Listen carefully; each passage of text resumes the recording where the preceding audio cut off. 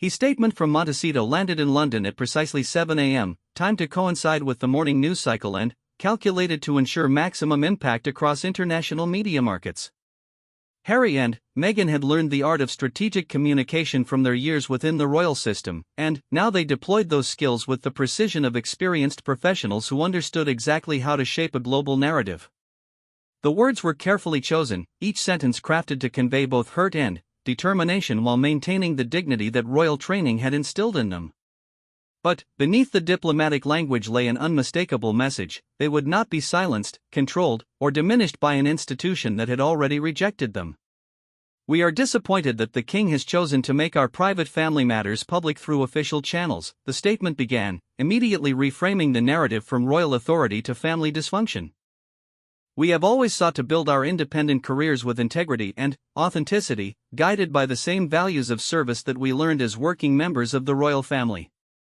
At Buckingham Palace, the king's private secretary delivered the news with the careful neutrality that palace staff had perfected over centuries of delivering unwelcome information to monarchs. King Charles read the statement twice, his expression growing more grave with each word. "They're not backing down," he said to William, who had arrived early to discuss crisis management strategies. "In fact, they're escalating." William scanned the statement with the analytical mind that had been trained to see political implications in every public communication. "They're positioning this as family persecution rather than institutional protection." "That's quite clever, actually." "Clever and damaging," Charles replied, already envisioning the news cycles, opinion pieces, and social media debates that would follow. "They're making this about personal relationships rather than proper protocol." But, the statement continued with words that cut deeper than political strategy: "We have never sought to diminish the monarchy or undermine the important work of the royal family. We have simply asked for the space to serve others in our own way, using our experiences and platforms to address issues we care deeply about." It is painful to see these efforts characterized as threats to an institution we still respect and love. The carefully constructed language masked a raw emotional truth that resonated far beyond royal circles. Here was a son publicly declaring his continued love for a family that seemed determined to push him away, a daughter-in-law expressing respect for an institution that had never fully accepted her, and two people asking for nothing more than the freedom to build meaningful lives on their own terms. Social media exploded within hours. #StandWithHarry and Meghan began trending worldwide, joined by counter hashtags supporting the king's position. Royal watchers, constitutional experts, and armchair psychologists offered endless analysis of what the conflict meant for the monarchy, the Commonwealth, and the modern world's relationship with traditional institutions. In California, Meghan watched the global response unfold with a mixture of satisfaction and exhaustion. They had succeeded in reframing the narrative, but success came at the cost of yet another public airing of family grievances that she had hoped to leave behind when they moved to America. "Look at this," she said to Harry, showing him a particularly supportive editorial from a major American newspaper. "They're calling your father's statement tone-deaf authoritarianism and questioning whether the monarchy can survive in the modern world." Harry felt a complex mix of vindication and sadness. He had wanted his family to understand his position, not to see the institution itself called into question. But years of feeling unheard had left him with little patience for protecting the very system that seemed determined to silence him. "Maybe that's a conversation the world needs to have," he replied, though his voice carried the weight of someone who understood he was contributing to the potential downfall of something his grandmother had spent 70 years building. The afternoon brought news that several major Commonwealth countries were issuing statements about the importance of modernizing royal relationships with former colonial territories. Prime ministers who had remained diplomatically neutral on family matters suddenly found themselves answering questions about whether ancient institutions could adapt to contemporary values of independence and equality. "This is spiraling beyond family dynamics," observed their communications director during an emergency strategy session. "We're now at the center of a global debate about monarchy itself." Meghan had spent years being blamed for every criticism of royal traditions, and she recognized the familiar pattern of personal conflicts becoming symbols of larger cultural tensions.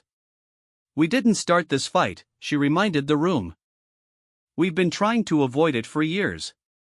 But we're definitely winning it," added their legal counsel, reviewing early polling data that showed overwhelming public support for Harry and Meghan's position.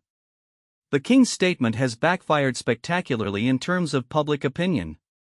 At Buckingham Palace, similar conversations were happening with very different conclusions. Palace advisors who had counseled a strong response to Harry and Meghan's commercial activities now found themselves managing a public relations disaster that threatened to damage the monarchy's reputation across multiple continents. The Commonwealth representatives are asking for clarification on the monarchy's position regarding independence and self-determination, reported the palace's head of communications. They're drawing parallels between the King's treatment of Harry and historical colonial attitudes. Charles felt the conversation slipping away from family matters into dangerous territory that touched on the monarchy's relationship with former colonies, contemporary relevance, and fundamental questions about inherited power in democratic societies. "We need to contain this," he told his advisors. This was supposed to be about business practices, not constitutional politics. But containment proved impossible when the story had already evolved beyond royal family dynamics into broader questions about authority, independence, and the right of individuals to define their own relationship with inherited institutions.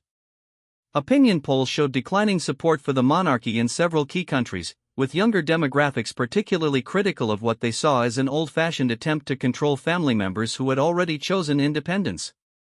The irony, observed a constitutional expert on the BBC Evening News, is that by trying to control Harry and Meghan's independence, the King has sparked a much larger conversation about the monarchy's own independence from democratic accountability.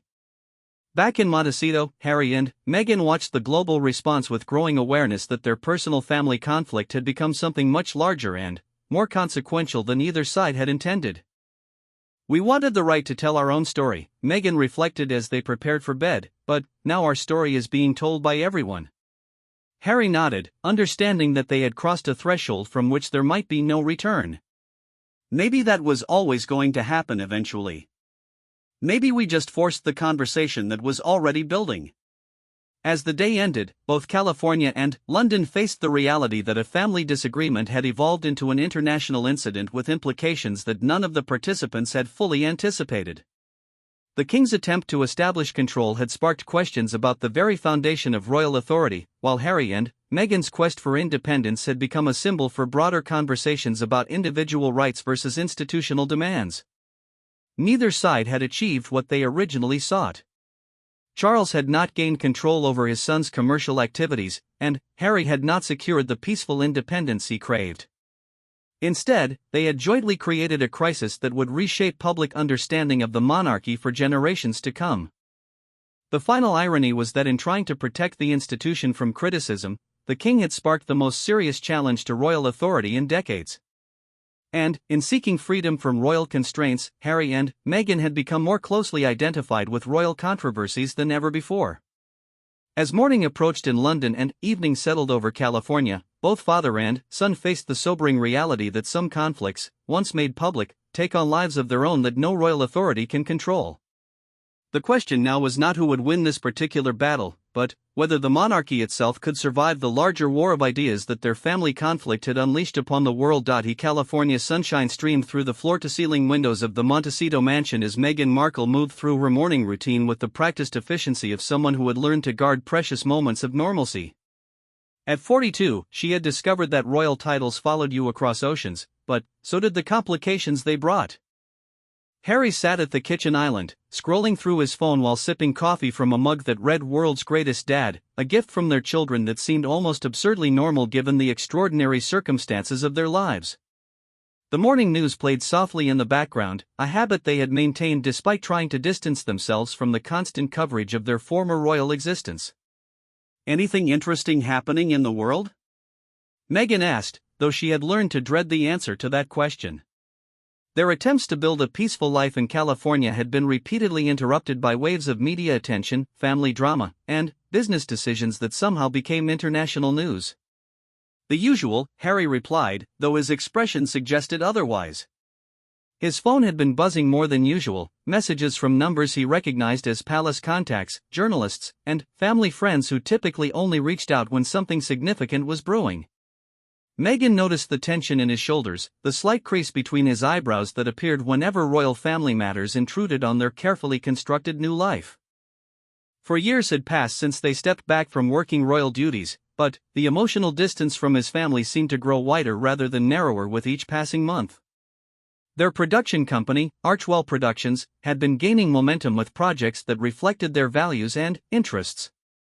The documentaries they produced focused on mental health, social justice, and stories of resilience that rarely made headlines but changed individual lives.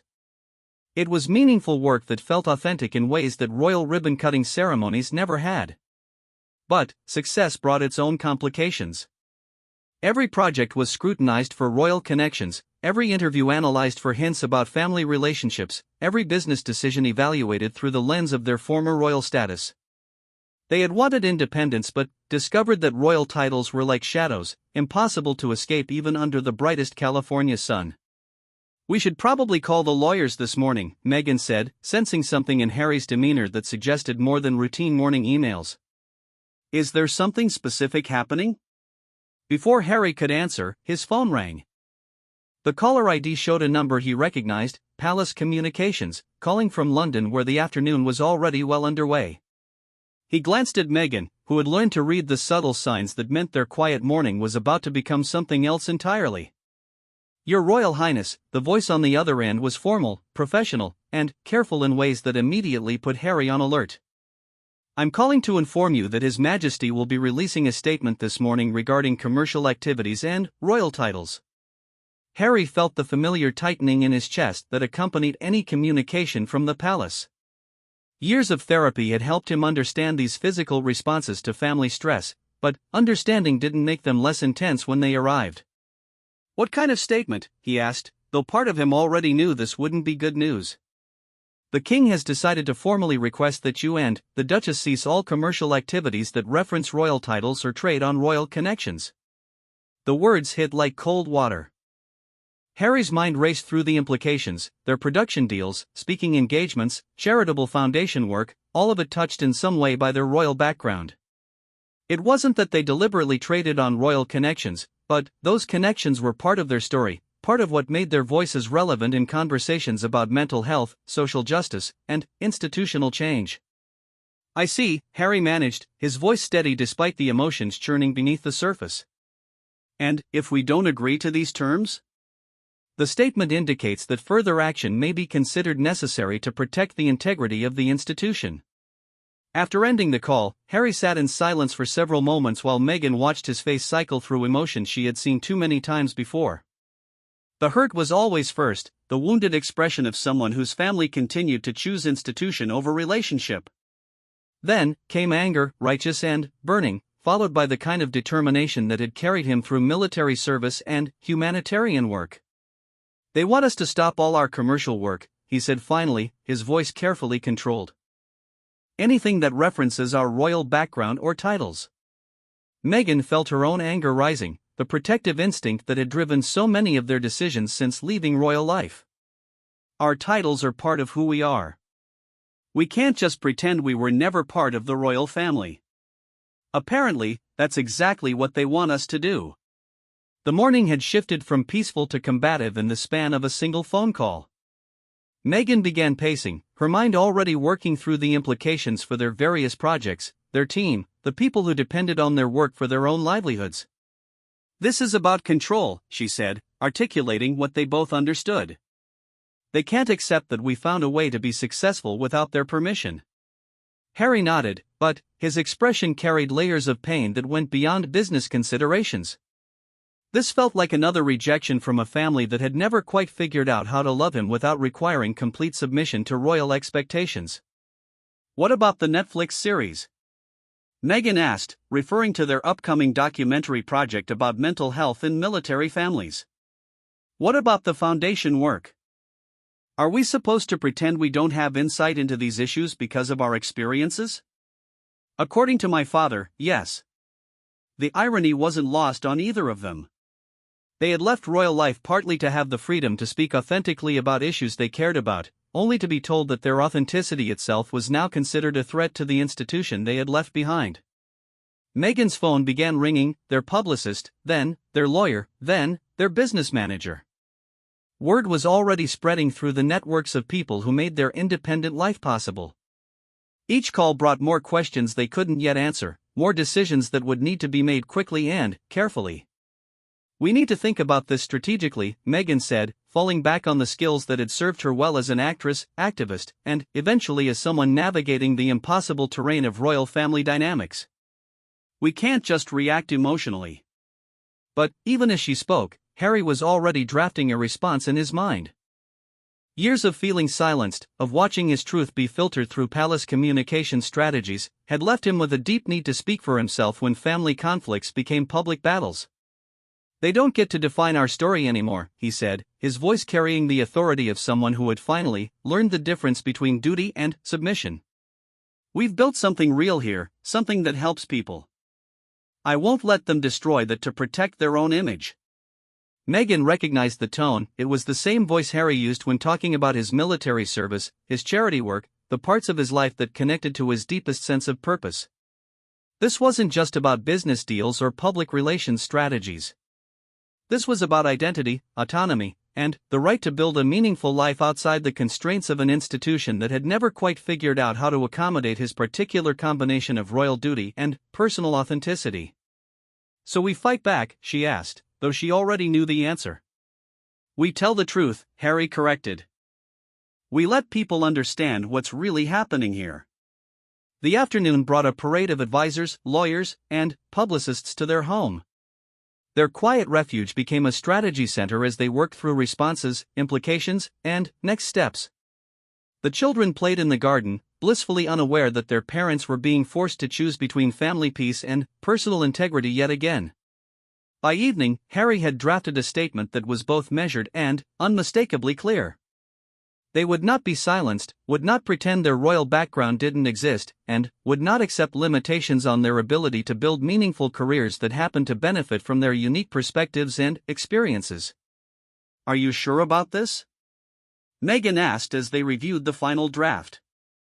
"Once we release this, there's no going back." Harry looked out at the California landscape they had chosen as their new home, where their children could grow up with different expectations about duty, service, and the relationship between personal happiness and public obligation. "I've been going back my whole life," he said quietly. "Maybe it's time to just go forward instead." As night fell over Montecito, half a world away from the palace where his father was probably having his own sleepless night, Harry prepared to send a statement that would turn a family disagreement into an international incident.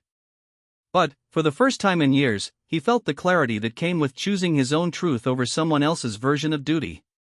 The statement would be released in the morning, time to respond to his father's announcement with the kind of strategic thinking they had learned from years of royal communications training.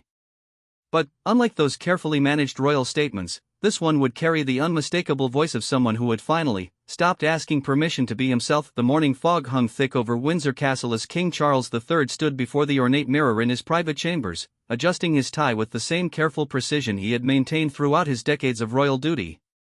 At 75, his weathered hands moved with practiced ease, but today carried a weight that seemed to press against his shoulders like an invisible crown. His private secretary, Sir Clive Alderton, knocked gently before entering with the morning briefings. The usual stack of documents lay waiting, but Charles barely glanced at them. His mind was elsewhere, focused on a decision that had been brewing for months in the quiet corners of Buckingham Palace. "Your Majesty," Alderton began carefully, "the morning appointments are ready for your review. The Prime Minister expects your call at 10, and the Commonwealth representatives are scheduled for this afternoon." Charles nodded absently, his gaze drifting toward the window where the ancient oak tree swayed in the gentle breeze. Somewhere across the Atlantic, his youngest son Harry was probably just waking up in his Montecito home, unaware that this day would reshape their already strained relationship forever. The decision had been building for weeks.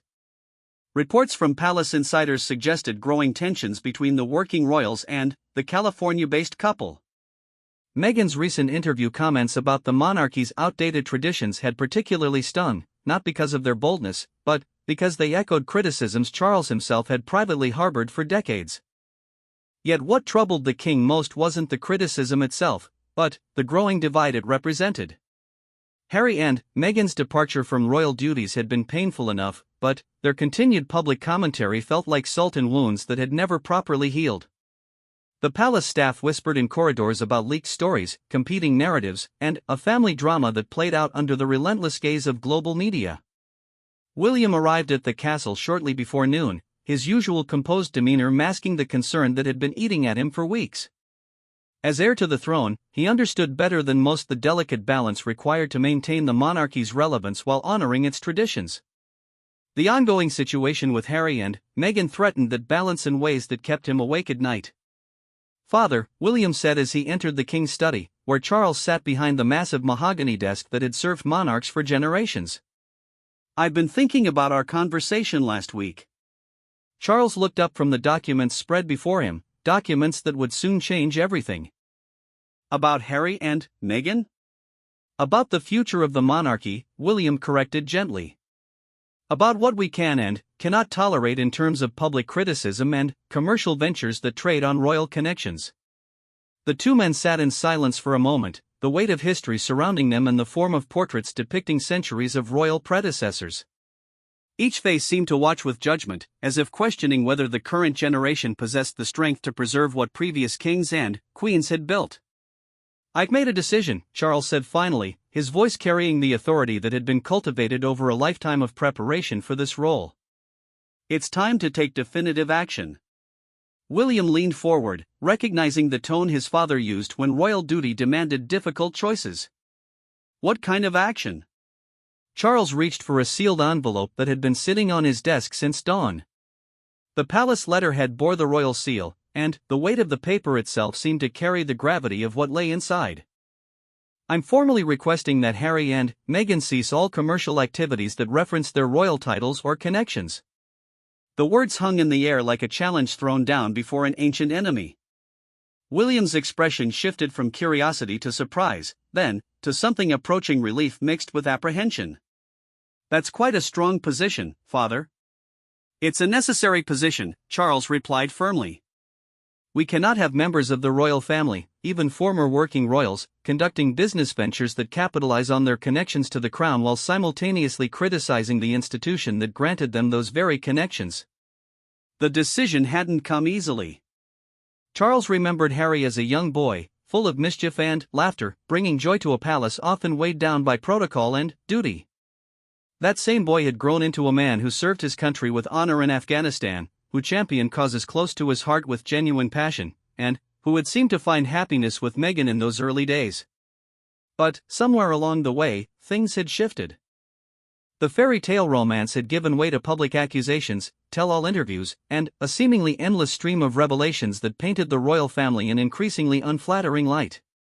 Each new development felt like another crack in the foundation of an institution that had survived wars, scandals, and social upheaval for over 1,000 years. "What specifically are you requesting they cease?" William asked, though he suspected he already knew the answer. Charles opened the envelope and withdrew several pages of formal correspondence. "All commercial partnerships that reference their royal titles. The production deals that explicitly trade on their insider knowledge of royal life. The speaking engagements that position them as authorities on royal matters while maintaining their criticism of royal practices. And, if they refuse? Then, we'll be forced to consider more drastic measures." The afternoon sun streamed through the tall windows as palace staff quietly went about their duties, unaware that their king was about to set in motion events that would dominate headlines around the world. In the kitchen, preparations began for the evening meal. In the gardens, groundskeepers tended to roses that had bloomed for queens and kings across centuries. Life continued with the same rhythms that had sustained the monarchy through triumph and crisis alike. But, in that study, father and son planned a confrontation that would test whether love and duty could coexist when public scrutiny turned family disagreements into international incidents. Charles thought about his own relationship with his parents, particularly the complex dynamics with his late mother, Queen Elizabeth II. She had navigated her own family crises with a combination of private firmness and public silence that had generally served the monarchy well. But times had changed. Social media amplified every whisper, every gesture, every perceived slight into global conversations that could reshape public opinion in hours rather than years. The statement will be released tomorrow morning, Charles announced, his decision now final and irreversible. I've consulted with the Prime Minister's office and our legal team.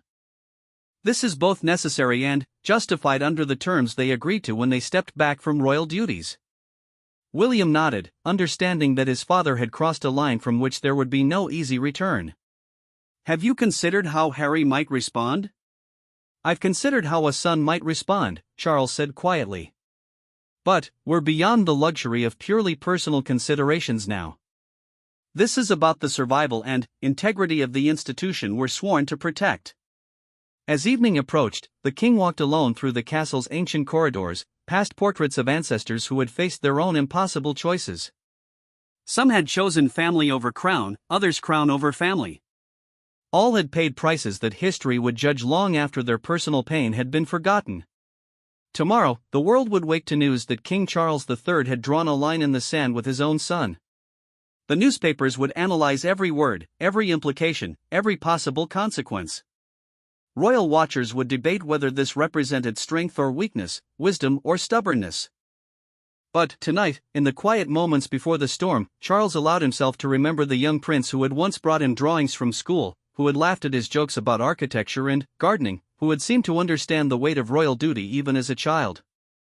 That prince still existed somewhere beneath the public accusations and private grievances.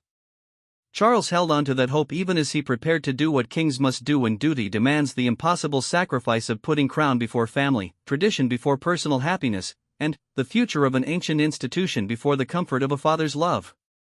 The sealed letter sat on his bedside table, ready for morning delivery across an ocean to a son who might never forgive what was about to unfold.